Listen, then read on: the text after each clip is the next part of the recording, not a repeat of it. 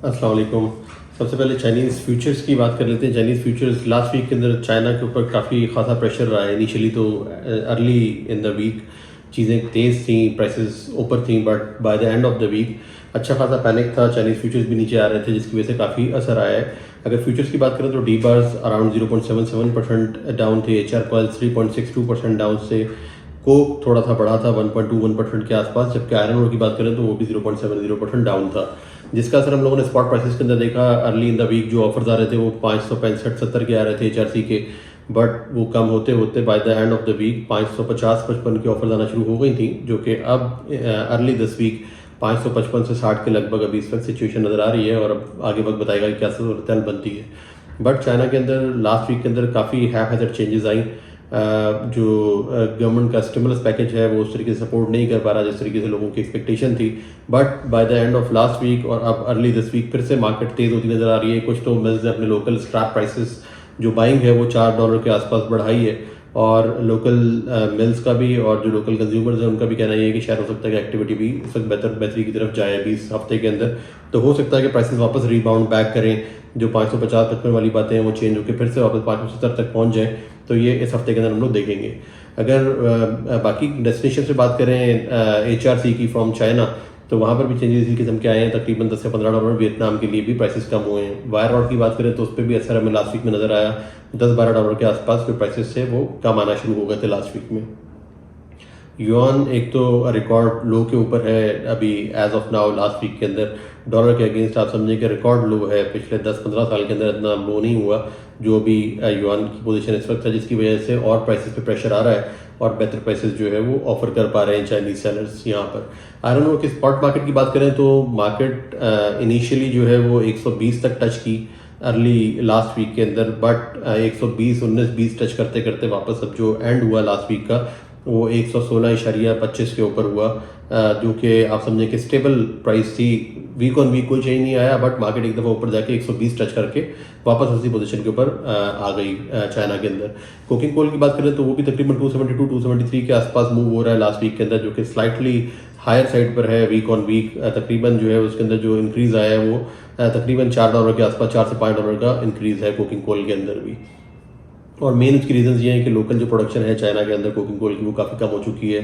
Import पे उनका इन्हिसार है, वो चाहते नहीं है कि प्राइसेस हायर पे करें, बट मजबूरी है उनकी कि माल रीस्टॉक करना है तो उनको प्राइसेस ये पे करनी पड़ेंगी। और बाकी डेस्टिनेशन पे भी जहाँ पे कोकिंग कोल जा रहा है तो वो भी बड़े एग्रेसिव प्राइसेस जो है वो पे कर रहे हैं। तो एक तरीके से ये बड़ी एक सेफ कमोडिटी बनी हुई है जिसके प्राइसेस जो है वो ड्रॉप नहीं हो पा रहे, बल्कि प्रेशर जो है वो सप्लाई साइड पर रहता ही है इसके अंदर।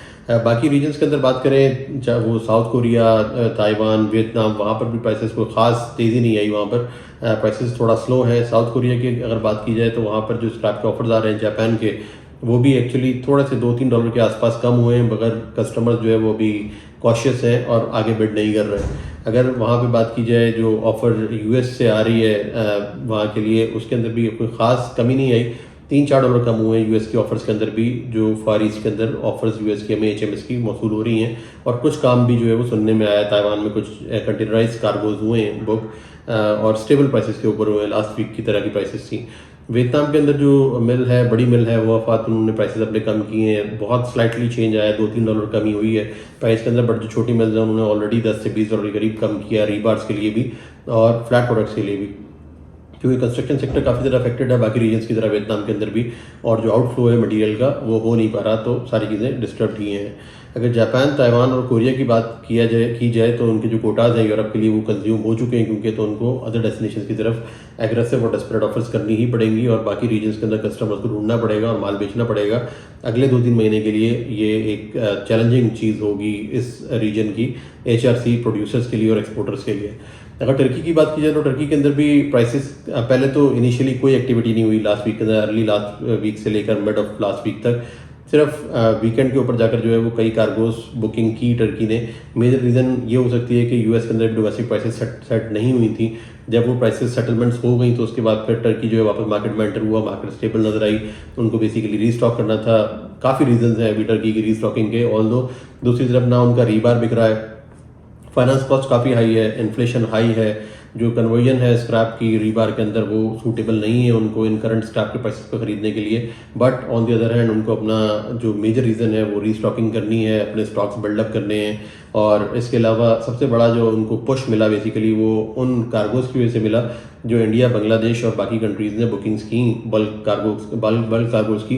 प्रीवियसली टर्की ही डिक्टेट किया करता था और इस दफ़ा भी टर्की डिक्टेट कर रहा था, पुश कर रहा था। बट जब लास्ट वीक के अंदर काफ़ी सारी बुकिंग्स बल्क की हुई हैं जो कि आगे जाकर मैं आपको एक्सप्लेन करूंगा, जिसकी वजह टर्की पे अचानक प्रेशर आया, उनको मार्केट में एंटर होना पड़ा और जो प्राइसेस अवेलेबल थी उस पर खरीदना पड़ा।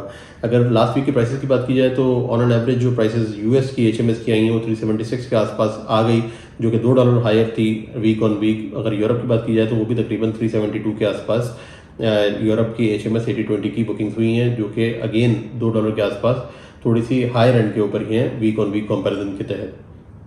तो टर्की वापस बैक इन द गेम, क्योंकि उनको रीस्टॉक करना है और ये भी मामला इनकी तरह से चलते रहेंगे। अगर रीबार्स की बात की जाए तो उसके ऊपर खासा प्रेशर आ टर्की के अंदर, सेल्स नहीं हो पा रही। जो लोकल डोमेस्टिक मार्केट है उसके अंदर भी $10 से $15 कम हुए हैं।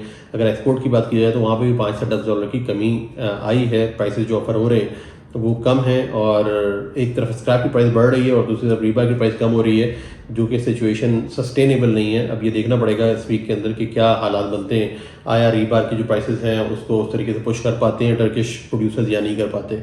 अगर बात की जाए HRC की तो वो भी अंडर प्रेशर है टर्की के अंदर। एक तो इम्पोर्ट्स हो रही हैं डिफरेंट रीजन से, रशिया की जो ऑफर्स हैं वो स्टेबल थी, चाइना की जो ऑफर्स हैं वो थोड़ी सी स्लाइटली ड्रॉप हुई टर्की के अंदर। तो खासा एक प्रेशर का माहौल है और HRC की जो सेल्स हैं वो कंज्यूमर्स अभी भी खरीदने को तैयार नहीं है। स्टॉकिस्ट जो है वो भी अवॉइड कर रहे हैं कि जितनी ज़रूरत हो उतनी खरीदें और अपनी बाइस को पोस्टपोन कर रहे हैं। रशिया की बात करें तो वहाँ पर प्राइसेस जो है वो थोड़ी स्टेबल रही। बिलेट की प्राइसेस जो है तकरीबन $10 के आसपास इंक्रीज़ की है उन्होंने। FOB बेस पे अगर बात करें तो 470 से 485 के आसपास बिलेट्स के प्राइसेस आ रहे हैं। ईरान के अंदर जो प्राइसेस हैं वहाँ पर एक नई सिचुएशन है। वहाँ पर दो थ्रेट्स हैं अभी इस वक्त स्टील प्रोड्यूसर्स को। नंबर 1 कि पहले उनका जो एक्सपोर्ट का टैक्स था स्टील के ऊपर वो ऑलमोस्ट 0.5% था, जिसके बारे में एक नोटिफिकेशन तो खैर अभी एप्लीकेशन तो कुछ नहीं हुई उसकी, बट वो सुनने में आ रहा है कि 2% के करीब हो जाएगा, जिसके मामले में क्या सराहियाँ हो रही है मार्केट के अंदर। प्रोड्यूसर्स अपनी ऑफर्स दे नहीं पा रहे हैं, होल्ड बैक कर रहे हैं, क्लैरिटी का इंतजार कर रहे हैं। तो वो जब क्लैरिटी आएगी उसके हिसाब से आगे ऑफर्स जाएंगी। और दूसरी खबर ये है कि वहाँ पर गवर्नमेंट ये भी प्रेशर कर रही है कि जो आपके गैस के प्राइसेस हैं उसको भी रीएडजस्ट किया जा रहा है। मिल्स के लिए जो HBI बनाती हैं या स्टील प्रोडक्शन है जिनकी, हर मिल को उसके हिसाब से टारगेट कर रहे हैं। और अगर वो प्राइसेस बढ़ा देते हैं इसकी तो ये सुनने में आ रहा है कि जो एक्सपोर्ट प्राइसेस हैं ईरान की वो हो सकता है कि कॉम्पिटिटिव ना रहें और एक्सपोर्ट्स के ऊपर उनका नेगेटिव इम्पैक्ट आ सकता है उसका। तो ये भी अंडर डिस्कशन है चीज़ें, जो कि होपफुली एक आध हफ्ते के अंदर जो है वो क्लैरिटी आ जाएगी इसके अंदर और फिर दोबारा से मार्केट स्टेबल हो जाएगी। यूरोप की बात की जाए तो वहाँ पर फिनिश प्रोडक्ट के हालात काफ़ी ज़्यादा बुरे हैं। ऑल्दो आर्सेलरमित्तल ने €30 बढ़ाने का नोटिफिकेशन दिया था, उसकी जगह €40 बढ़ाए हैं लास्ट वीक के अंदर लॉन्ग प्रोडक्ट्स के अंदर भी।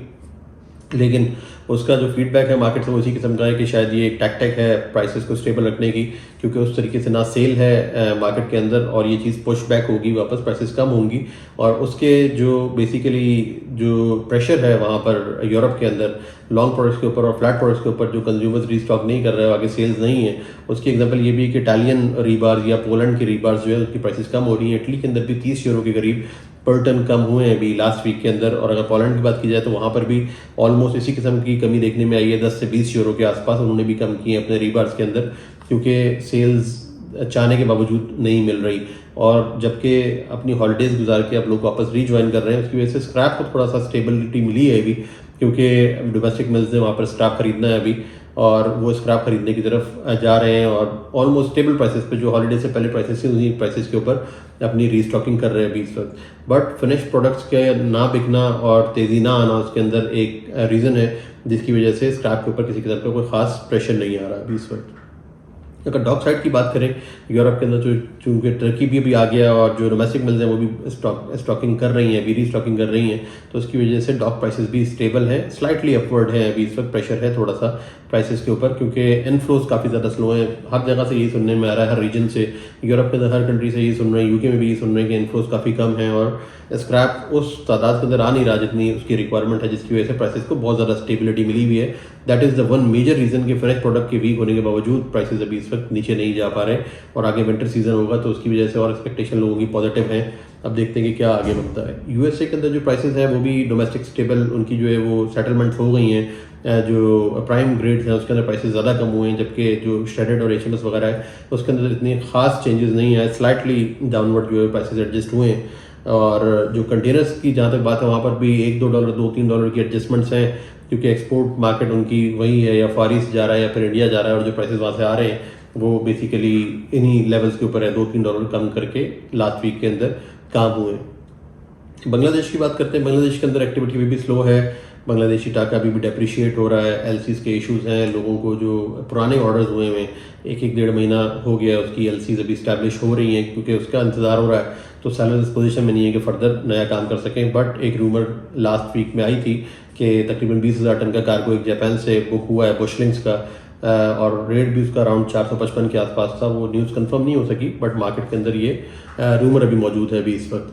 तो बांग्लादेश के अंदर भी हालात ऐसे सच कोई पॉजिटिव नहीं है, जो उनका फिनिश प्रोडक्ट की सेल्स हैं वो स्लो हैं। प्राइसेस लास्ट वीक फिर से कम हुई हैं, तकरीबन आप समझें कि 800 से 1200 रुपये 1200 टाका पर टन जो है वो वीक हुई है प्राइस वहाँ पर वीक ऑन वीक। इंडिया की बात की जाए तो वहाँ पर बहुत अच्छी एक्टिविटी रही लास्ट वीक के अंदर। बल्क कार्गोज काफ़ी सारे बुक हुए, तकरीबन एटलीस्ट 6-7 कार्गोज बुक हुए हैं स्क्रैप के, जिसके अंदर मेनली श्रेडेड के कार्गोज हैं।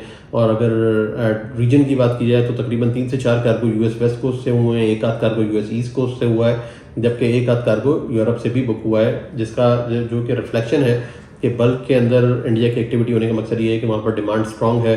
एक बात ये भी हो रही है कि नेक्स्ट ईयर जो है इंडिया में इलेक्शंस हैं, तो हो सकता है कि इस ईयर के एंड के ऊपर और फर्दर जो प्रोजेक्ट्स हैं वो अनाउंस होंगे।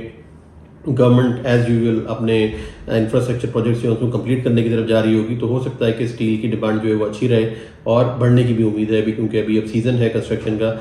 इंडिया की जो डोमेस्टिक मार्केट है वो काफ़ी स्टेबल है, जो HRC की प्राइसेस है वो भी वहाँ पर बढ़ी हैं, तकरीबन 1250 से लेकर 1750 इंडियन रुपी पर टन जो है वो प्राइसेस इंक्रीज़ हुई हैं, जिसकी वजह से जो कि सपोर्ट कर रहा है एक्सपोर्ट प्राइसेस को स्टेबल रखने में। इंडिया से जो भी ऑफर्स हैं वो एक्सपोर्ट ऑफर्स स्टेबल है अभी इस वक्त, और मोस्टली उनका जो रुझान है वो डोमेस्टिक मार्केट की तरफ से, कि डोमेस्टिक मार्केट के अंदर प्राइसेस उनको अच्छी मिल रही हैं।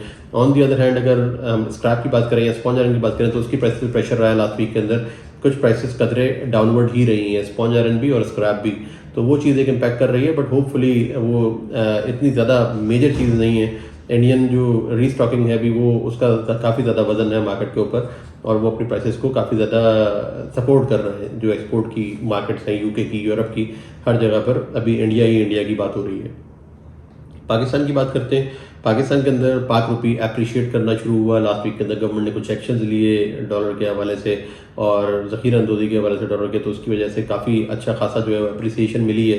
अब अराउंड 302-303 के आसपास इंटरबैंक की खबरें आ रही हैं पाक रुपी के अंदर, जो कि खासा अप्रिसिएशन है वीक ऑन वीक। रीबार की बात की जाए तो उसके प्राइसेस भी तकरीबन 7,000 रुपये के आसपास लास्ट वीक के अंदर बढ़ा दिए गए थे।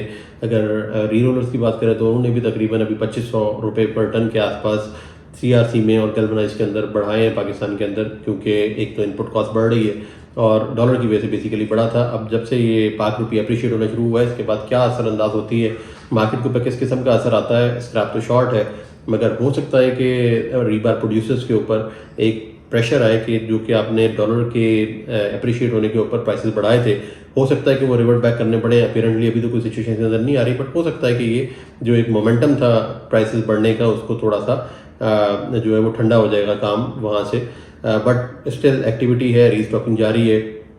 शेड के ऑफर्स अराउंड 442 के आसपास आ रही हैं, 442-443 के आसपास हैं।